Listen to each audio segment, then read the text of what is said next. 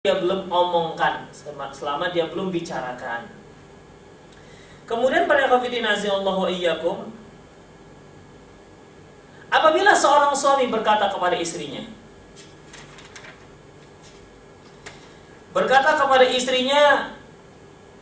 kamu haram terhadap saya,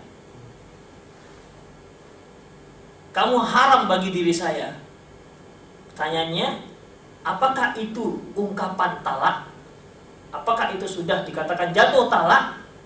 Nah, para ulama khilafiyah dalam masalah ini. Ada yang mengatakan jatuh talak, ada yang mengatakan enggak, itu hanya sumpah dan dia harus kafarah dan seterusnya. Yang rajih bahwasanya tidak jatuh talak. Ya, tidak jatuh talak. Kita tidak bicara masalah dosa enggak dosa. Ya. Kita tidak bicara masalah dosa nggak dosa. Yang kita bicarakan apakah jatuh talak atau tidak, itu permasalahannya. Jawabannya rajih bahwasanya tidak jatuh talak, dengan catatan jika tidak berniat talak. Itu dia. Kalau dia katakan kamu haram terhadap diri saya, niatnya itu talak, maka jatuh talak. Tapi hanya sekedar kamu haram bagi diri saya, dikarenakan marah misalnya, ya, maka hal ini belum dikategorikan jatuh talak. Ya, tergantung dengan niat suami. Hanya saja haruslah dia si suami itu beristighfar dan bertobat kepada Allah Subhanahu wa taala. Mengapa demikian?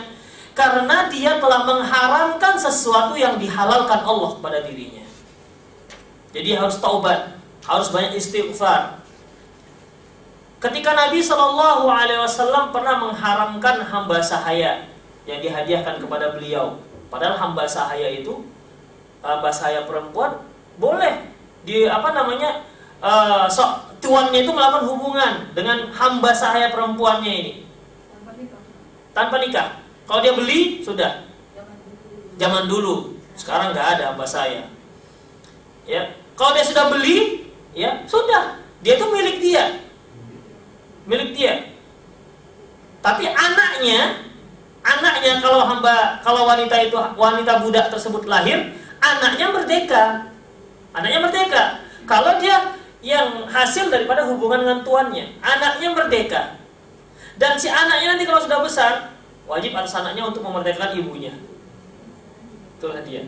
Jadi Islam itu memang membenarkan adanya hamba sahaya, namun dari berbagai macam syariat itu prakteknya itu membasmi kehambaan. Demikian, ya Bu ya? Iya kan? Iya. Hah? Gimana? Dia mau kan? Belum. Tunggu dulu Bu, nanti selesai dulu topik kita, nanti ada itu pembahasannya. Ya. Jadi kalau dia katakan kamu itu haram terhadap diri saya, talak tidak jatuh. Kalau memang niatnya tidak talak. Tapi kalau niatnya talak, maka jatuhlah talak satu. Ya, jatuhlah satu talak. Berdasarkan firman Allah Subhanahu wa taala dalam surat At-Tahrim ayat 1, ya ayyuhan nabiyyu lima tuharrimu ma ahallallahu lak. Wahai nabi, mengapa engkau mengharamkan apa yang telah dihalalkan Allah kepadamu? Itu dia. Tidak boleh mengharamkan apa yang dihalalkan oleh Allah Subhanahu wa taala. Makanya harus istighfar, talak tidak jatuh. Kalau memang hanya sekedar dia mengucapkan karena marah, kamu itu haram terhadap diri saya.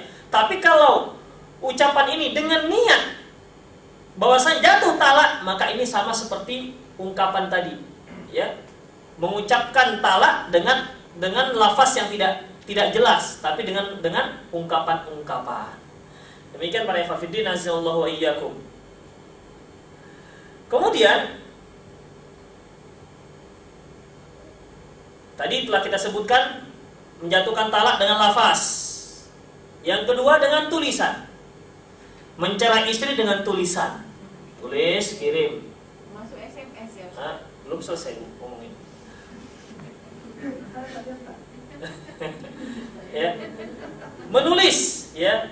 Jika seorang suami mentalak istrinya melalui surat, di sini dikatakan, ya, maka talaknya sah menurut pendapat jumhur ulama dan kesepakatan mazhab yang 4. Jadi kalau ada seorang suami nulis, tanda tangan, harus stempel lagi, dah, itu talaknya jatuh. Talaknya jatuh terhadap istrinya. Kapan talaknya itu jatuh? Ketika sampai kepada istri surat itu atau ketika diteken, ditandatangani? Nah, ini dia. Di sini ada jawabannya, Pak. Ada nanti. Ya, kapan jatuhnya? Misalnya macam dulu lah, misalnya kan kirim surat seminggu baru sampai. Ya, kalau sekarang mungkin memang pakai SMS, pakai telegram, apa yang namanya? Ya, telegram pun sudah kuno kan. Nah, kalau dulu misalnya dikirim surat, harus sebulan sampainya. Kapan mulai iddahnya si istri? Kapan mulai iddahnya? Ketika ditandatangani suami atau ketika surat itu sampai kepada si istri?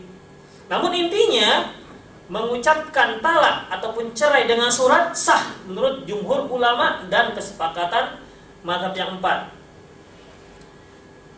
Diriwayatkan dari Zuhri, dia berkata,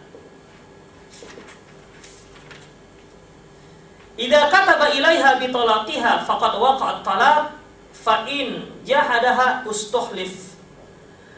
Jika suami menulis surat cerai kepada istrinya, maka jatuhlah talaknya.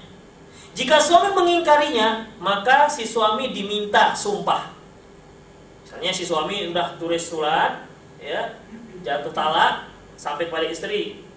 Kemudian ketika ketemu si suami, "Loh, kamu kan sudah mencerai istrimu," misalnya. Apalagi talak 3 ya, talak yang ketiga itu kan nggak boleh rujuk lagi setelah si wanita nikah dengan laki-laki yang lain. Rupanya mungkin si suami nyesal karena nggak bisa balik lagi kepada istrinya. Makanya jangan sembarangan menjatuhkan talak. Ya, jangan sembarangan menjatuhkan talak. Ini cuma tiga saja. Jatahnya cuma 3 saja.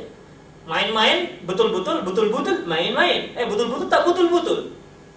Jadi nggak bisa dikatakan main-main.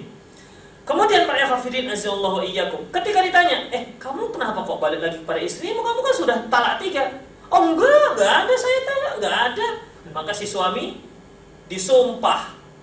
Ya, kalau dia katakan, "Demi Allah, saya enggak ada mentalak talak ketiga. Tidak juga melalui surat, suratnya palsu," misalnya begitu. Tantangannya palsu. Ya. Sekarang kan serba palsu, di mana-mana palsu, misalnya begitu. Maka dipercaya apa yang dikatakan suami karena dia sudah bersumpah. Walaupun sumpahnya sumpah palsu. Ya, itu berarti tinggal urusan dia dengan Allah Subhanahu wa taala.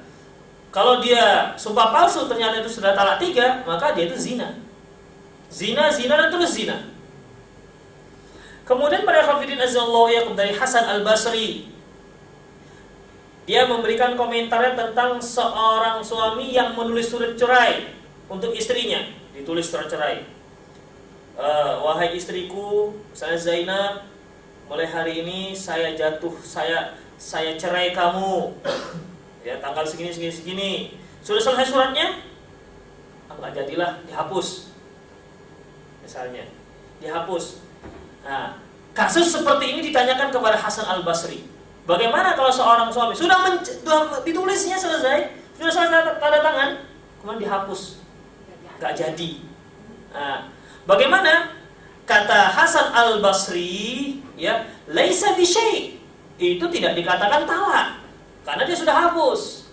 Kalau tadi kan masih di hati, wajar kalau di hati. Ini sudah ditulis. Mungkin juga sudah nampak orang, tapi dihapus. Apakah ini sudah jatuh talak? Kata Hasan Al-Basri, tidak jatuh illa ayyumdiyahu aw yatakallama bihi, kecuali ia menyerahkan surat itu kepada si istri atau mengucapkannya. Jadi kalau belum diserahkan berarti belum jatuh itu talak. Nah, demikian, ya. Kemudian ini riwayat dari Sa'id bin Mansur. Kalau yang dari Zuhri dari Abdul Razzaq. Kemudian para hafidin azallahu iyyakum, masalah lain dari kasus ini, apabila seorang suami, di sini dikatakan, apabila seorang suami kataba faks au hasibul alatil komputer.